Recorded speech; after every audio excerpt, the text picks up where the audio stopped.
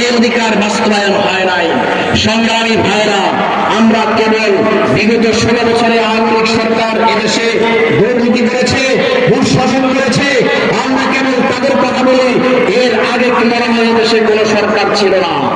আপনারা জানেন এই আওয়ামী লীগ সরকারের আমলে বাংলাদেশে 93 বিলিয়ন ডলার দুর্নীতি হয়েছে। যেই দুর্নীতির টাকা দিয়ে 32টা পদ্মা সেতু করা যেত। সংগ্রামী সাথী বন্ধুগণ, এর আগে যারা ক্ষমতায় ছিল তাদের সময় এই বাংলাদেশ 5 বার দুর্নীতিতে চ্যাম্পিয়ন হয়েছে।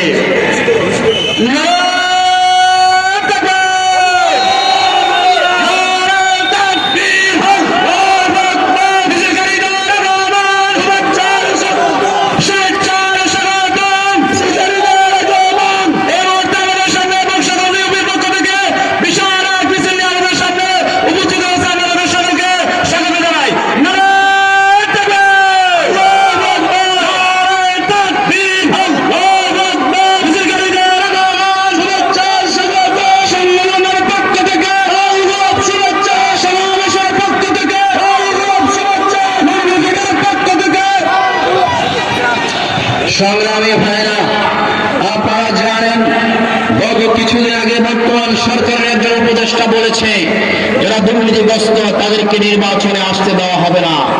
আমরা তাদের সাথে একাত্মতা পোষণ করে বলি, বিগত 53 বছরে এই দেশের যারা ক্ষমতায় বারবার এসেছে, আমরা বলবো, আমরা দাবি জানাবো, তাদের মধ্যে যারাই দুর্নীতিগ্রস্ত তাদেরকে বাংলার জমিনে দ্বিতীয়বার ক্ষমতা আসতে দেওয়া হবে না। আমরা বলতে চাই, কাম হয়েছে, রক্ত দিয়েছে দেশের মানুষ, জীবন দিয়েছে, এদেশের মানুষের ভাগ্যের পরিবর্তনের জন্য দিয়েছে। এদেশের মানুষ যাতে ডাল ভাত খেয়ে বেঁচে থাকতে পারে এই জন্য জীবন দিয়েছে।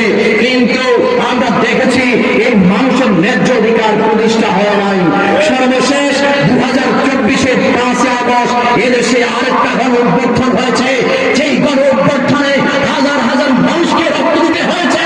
যে গণ অভ্যুত্থানে প্রায় শতাধিক আলেম ওলামা এই জাতির জন্য জীবন দিয়েছে। কিন্তু এদেশের জনগণ তাদের অবদানকে কখনো জাতির সামনে পেশ করে না।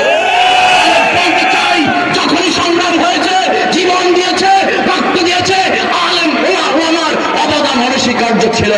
আপনারা জানেন 5 আগস্টে এদেশের বাংলার লক্ষ কোটি মানুষের সিপাহসালার মুফতি ফয়জুল করিম শাহেখের চরমনায় তার লক্ষ লক্ষ নেতা কর্মী নিয়ে গণভবন তিনি অবরোধ করার জন্য শাহবাগ চত্বর থেকে গিয়েছেন।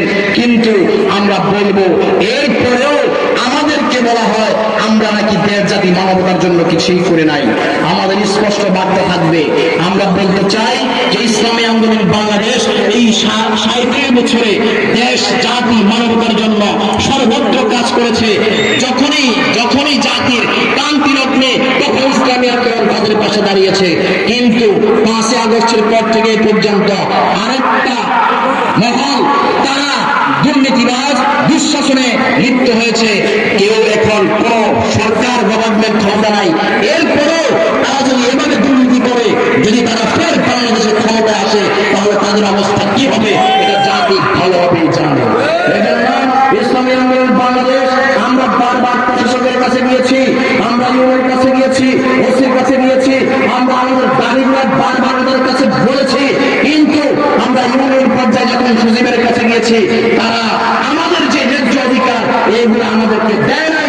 আমরা আজকে এখান থেকে ঘোষণা করতে চাই, প্রশাসক মহোদয়ের কাছে, ইউনিয়নের কাছে আমরা দাবি জানাতে চাই, আগামী দিনে যদি ইসলামী আন্দোলন বাংলাদেশকে পৃথিবীর কাঠ সহ যেই সমস্ত ন্যায্য অধিকার ইউনিয়নের পক্ষ থেকে আসে, সরকারের পক্ষ থেকে ইউনিয়নে আসে, যদি আমরা এগুলো না পাই, আমরা রক্ত দিয়েছি, জীবন দিয়েছি, প্রয়োজনে আমাদের অধিকারের জন্য আমরা রক্ত দিব। সংগ্রামী ভাইরা, সর্বশেষ যে কথাটা বলবো, এই পূর্ণাঙ্গের পদে 340টা গ্রাম, 153টা ওয়ার্ড, প্রত্যেকটা ওয়ার্ড, প্রত্যেকটা গ্রামে ইসলামী আন্দোলন বাংলাদেশের দায়িত্বশীল বৃন্দ আছেন, সদস্য আছেন। আপনারা তৃণমূল পর্যায়ে আপনাদের কাছে বেগমান করুন, শক্তিশালী করুন, ইসলামী বিপ্লবের জন্য নিজেকে উপযুক্ত করুন। আগামী বাংলাদেশ বিনির্মাণে ইসলামী আন্দোলন বাংলাদেশ সর্বোচ্চ ভূমিকা রাখবে। আল্লাহ তাআলা আমাদেরকে তৌফিক দান করুক, সকলে বলে আমিন। সর্বশেষ যে কথা বলবো, আমরা তো 53 বছরে একে দেখেছি, বিকে দেখেছি, সিকে দেখেছি, একবার ইসলামকে দেখেন। যদি আমরা কখনো আপনাদের ন্যায্য অধিকার প্রতিষ্ঠা করতে না পারি, আপনাদের সামনে এসে আর কখনো কথা বলবো না। আসুন আগামী দিনে ইসলামকে প্রতিষ্ঠা করার জন্য, হাত পাখার বাতাসকে গ্রামে গঞ্জে সর্বত্র ছড়িয়ে দেওয়ার জন্য আমরা সংগ্রাম করব, জীবন দেব ইনশাআল্লাহ। আল্লাহ তাআলা আমাদের সকলের তৌফিক দান করুন। ওয়া মা আলাইনা ইল্লাল বালাগ। শুধু নেতা নয়, নীতির পরিবর্তন চাই, পীর সাহেব চরম।